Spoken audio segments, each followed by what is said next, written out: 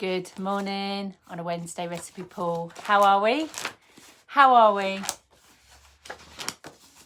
Here we are, Wednesday the 12th of November. Oh, I've got blue sky here in Kent. I'm just looking out. Got a bit distracted there. So what does this little beautiful gem of a book share with us today? Sleep and rest. Recipe 2. It opens at clearing the mind for sleep and rest. Oh, the mind, hey? What a beautiful gift our mind is. It's like our project manager. Likes to sort and arrange and check everything's in place. But every project manager deserves a break, hey? Needs some downtime in order to be effective and clear and running on a level playing field. So clearing the mind, what does this say? If you find that you carry a lot of to-do lists in your head and they come alive at night, a written plan of what you need to remember for tomorrow is a good idea. Maybe spend some time in the evening to do a brain dump. It will allow you to confidently forget things you may be holding in your memory for the night. Knowing it's on the list, it won't be forgotten and you don't need to keep hold of it. I think this is a big one, especially for women of a certain age whose memory can be tricky. I remember when I was pre-menopause and in perimenopause, sometimes I just could not remember it, like little numbers of codes from my phone to be sent. I just couldn't hold on to it. It's a real thing.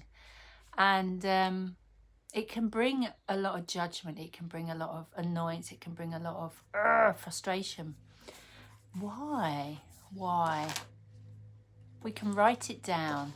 We don't need to hold everything in our mind. And often, the more we have in our mind, the harder it is to hold on to. So I discovered this brain dump. I don't know if that's what it's still called. It was about 7 years ago. Was really powerful for me because I did feel that I kept things in my mind. I'm somebody that doesn't really use a diary. I'm having to start to do that for my work in terms of the structure of it. Come from a very heavy diary orientated life with my work previously to working for myself. So it's almost the opposite of really enjoying what's going on, but with that can come the heaviness of needing to hold everything on.